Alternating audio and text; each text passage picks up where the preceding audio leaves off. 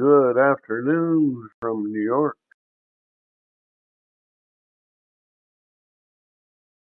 Today, we're going to discuss a way in which, you know, we can be fooled by politicians. Well, there are a few ways.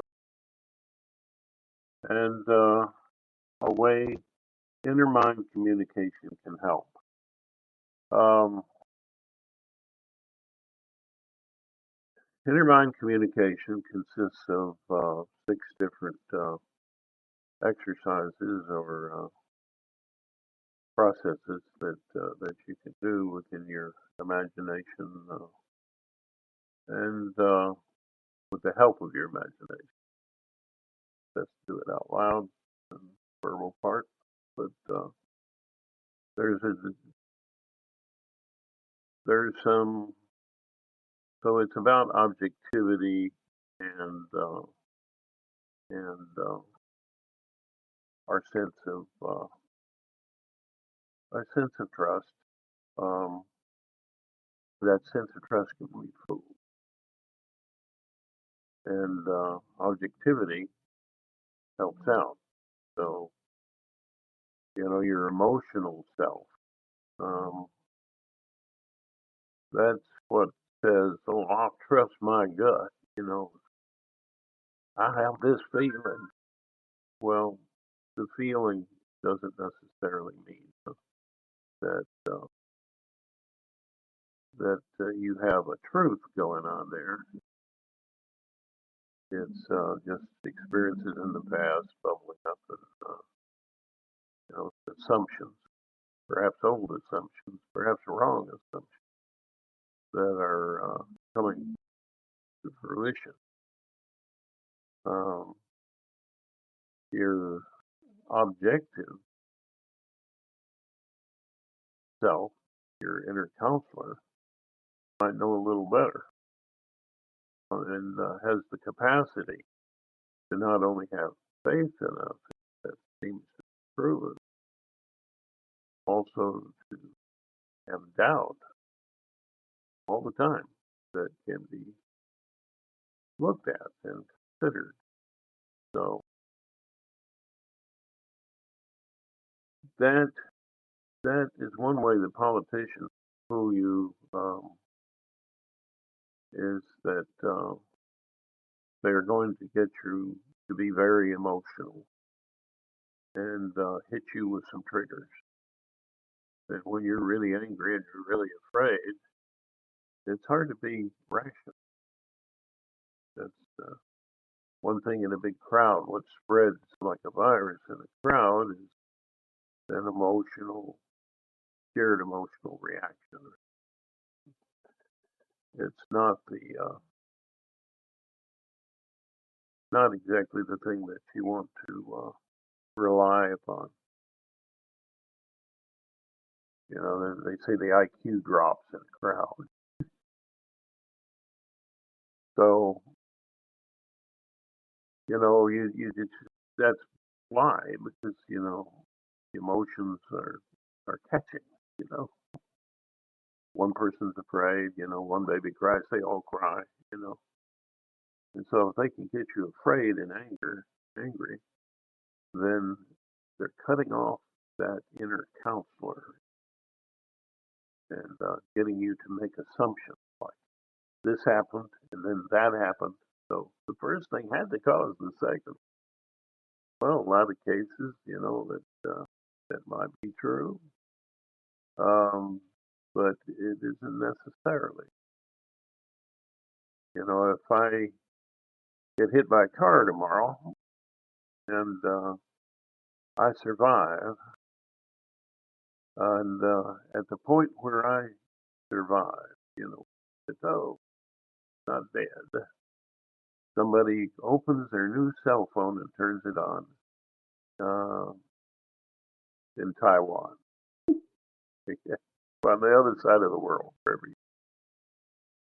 That doesn't mean that I was saved because somebody turned on their cell phone in Taiwan. And turning on the cell and I had a traffic accident. Okay, something else happened before it, like turning on a cell phone in Taiwan. I didn't. If that happened first, that didn't mean that you know they're turning on the cell phone. You know, caused my accident. You need to go a little bit. And that's one thing they'll do. Work up your emotional state, and then give the first thing, and then go, well, that caused this here, or this over here is the fault, you know, behind what happened. And you hear that in the Republican rebuttal, where there's a lot of emotion going on, and the lady talks about uh, this terrible thing that happens to a young lady because that was done by someone who crossed the border illegally. Guess what? When they've tried to study, the crime rate amongst people who are here illegally, and they suspect so, and those who are already here, the higher percentage of crime exists in the United States, not in the people coming across the border. They're coming across the border to work. They're going to watch your P's and Q's. You know, they don't want to be sent back. They're going to behave. So much more so than the people up here who feel more entitled. Then so that they get you afraid of all immigrants. That's another thing. Expanding a single event into a much larger concept. That's the micro macro fallacy, that you can expand a thing that happened into this bigger picture. That's not necessarily true either. That's something to be wary of, even if I'm saying, be careful of that. So yeah, and then she goes, so well, of course that's Biden's fault because he's letting all the people in, and not putting up that razor wire down there. She didn't say that, but that was kind of what she was saying. And letting little girl die. Well, if there's razor wire up there, and it happened, a little girl died in the Rio Grande, the Texas border, I think. Anyway, correct me if I'm wrong, but the little girl died, and they weren't letting in the feds to go in, because they might be kind, you know. And so the little girl wasn't watched, and nobody watched, and what was she going to do? There's razor wire for her. It, that's she would just be floundering in the water. That's when she saw what was the barrier. So she died. No one there to save her. Unkindness. Blame, a punishing attitude. This is a thing to be wary of when you're listening to a politician, anybody that's trying to convince you of something. A punishing attitude is not the right attitude to bring about a better world. No. You try to fix problems, try to heal uh, people who are spiritually ill or mentally ill.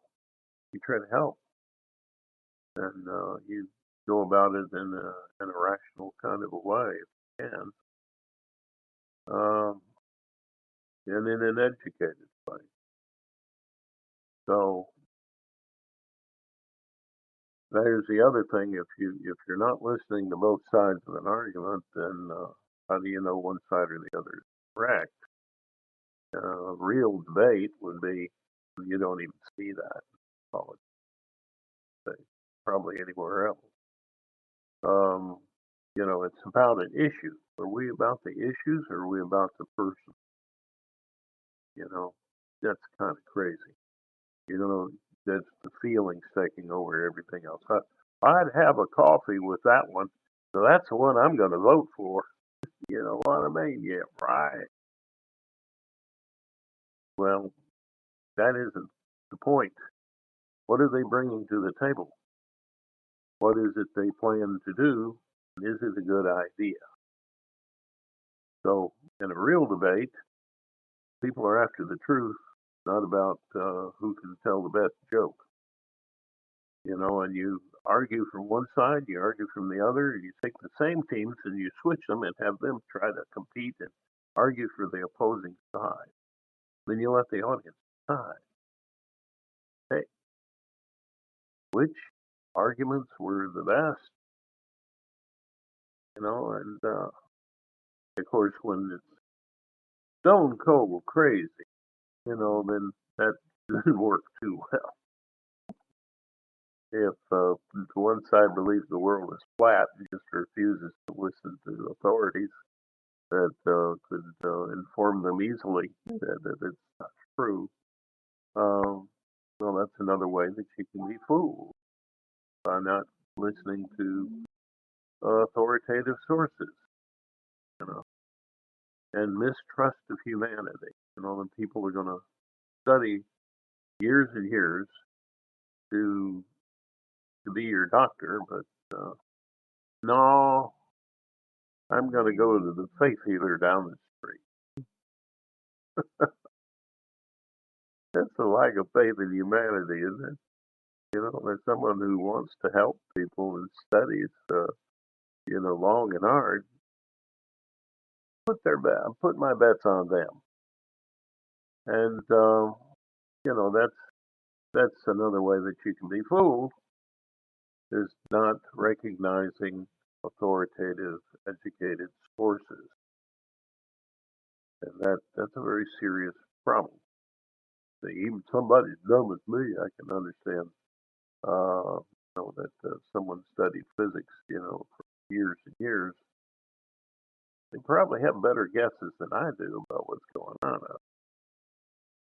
I might not understand how they got from A to B because, I'm not that smart, but I trust them for a rational reason.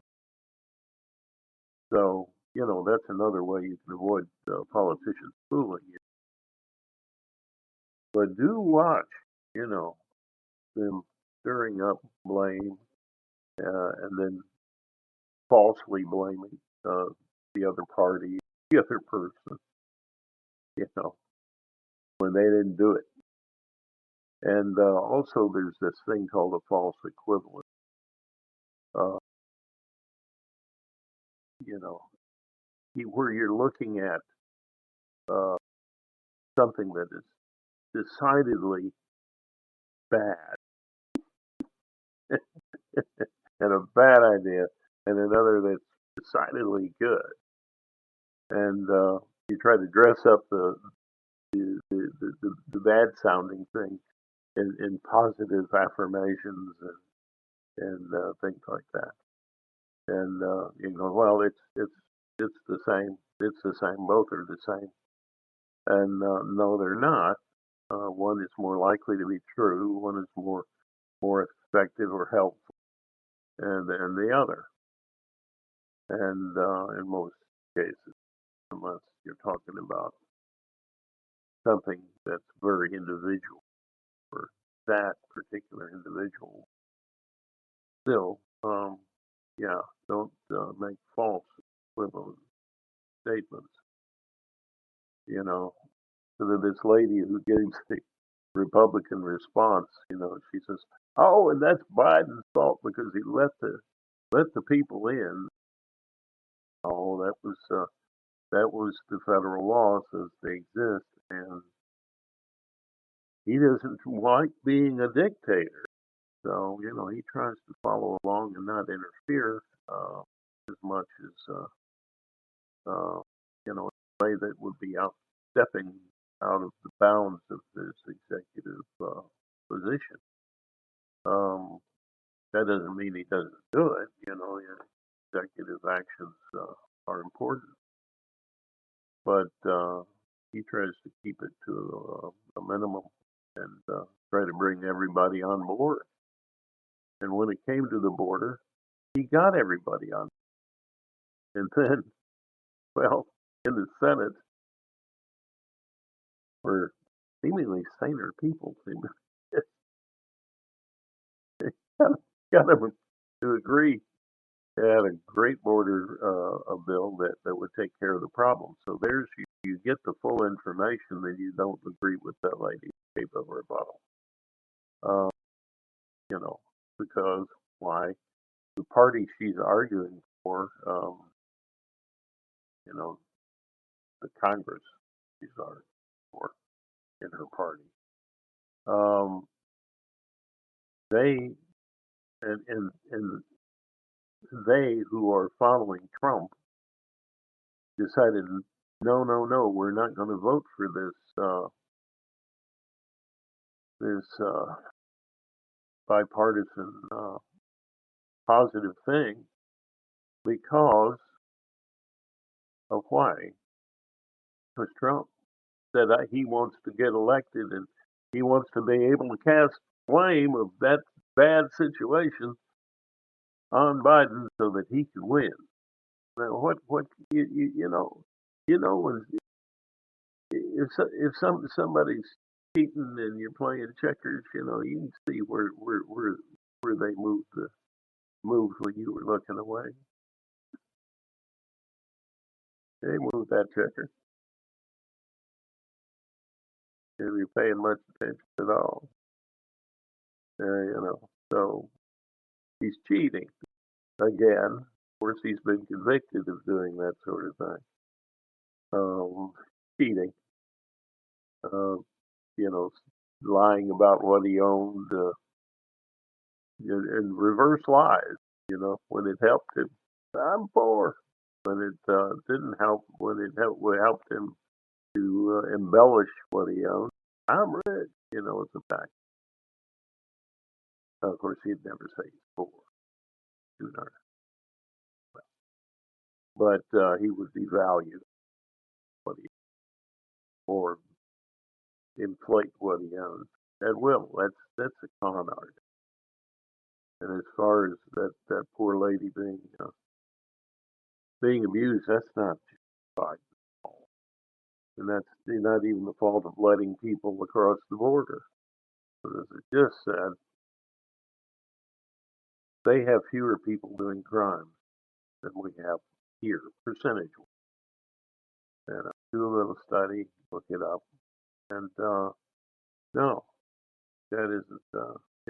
They're getting you emotional and all upset.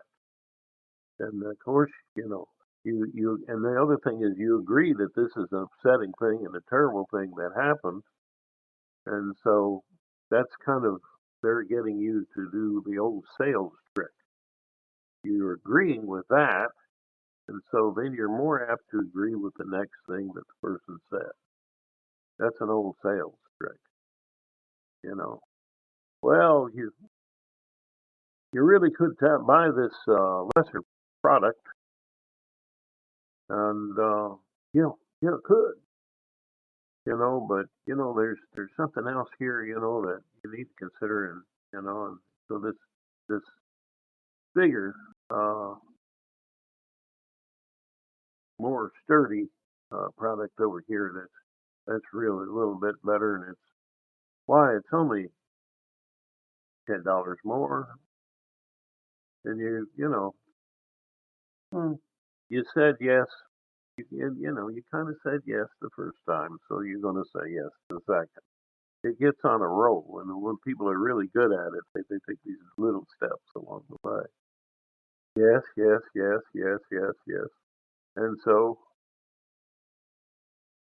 Biden himself was at the border, and and he's helping people cross, and you know, uh, no, no, but yes, yes, yes doesn't mean the next thing you have to agree with. No, you don't. Another way that politicians can fool you, and it's like the other thing is the ape thing. The apes will follow the big strong ape, the one that's physically bigger and stronger. You know that we just keep electing people that are taller than the person that's shorter. Yeah. Hmm. Yeah. A little bit of ape in all of us, huh? Yeah, it's like, well, he's big and tall, and the little skinny guy over there. But that's very emotional. Primitive. It's something that was that worked for the survival of the apes. Or not, you know. And that little guy might have the answers. Robert Wright, just as an example, there's a littler fellow, and boy, is he smart. You should go to his channel.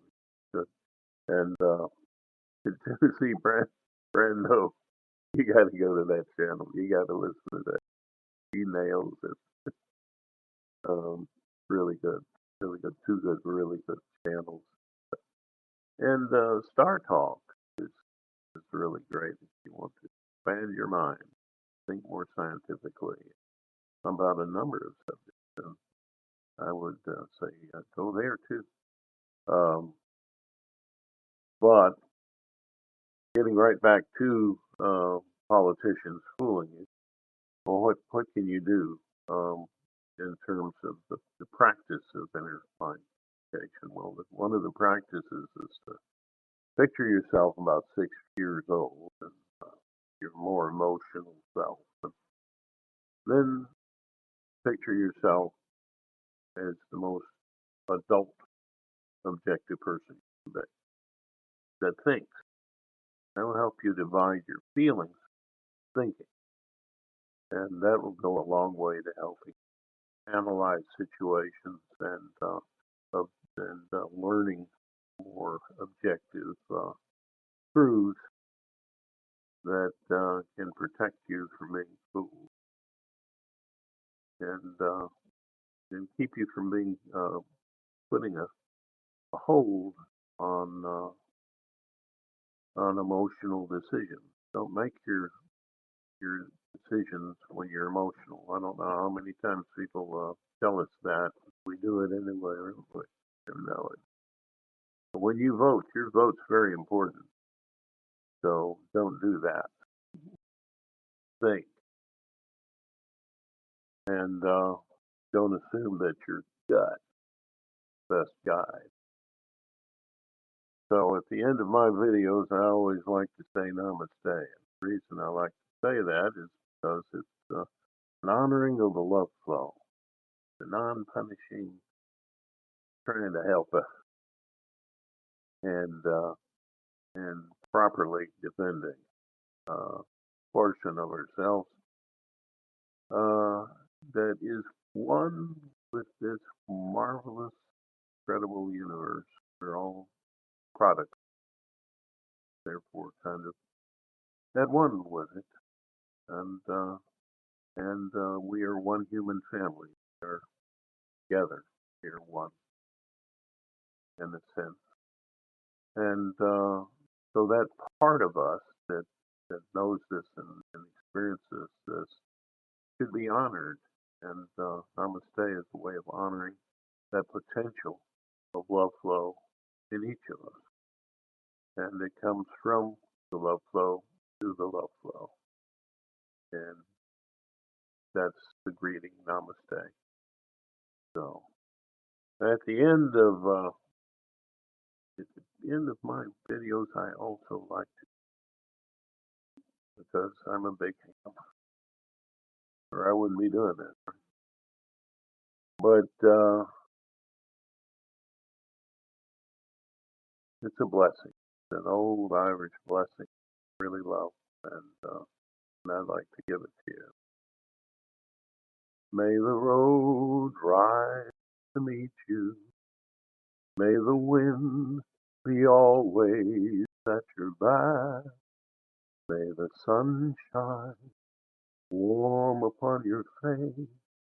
The rain fall soft upon your fields.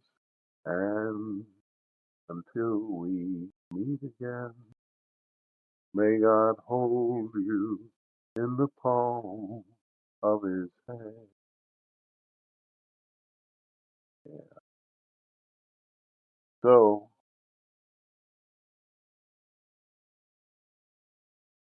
wherever you are, I hope that you make it a really great day for yourself and for those around you. Doing what helps the love flow. All the forms of empathy at your disposal. Ways of love. Creative, objective, and compassion, from which we get our virtues. Virtues that unite us all. So, make a great day. Namaste, y'all.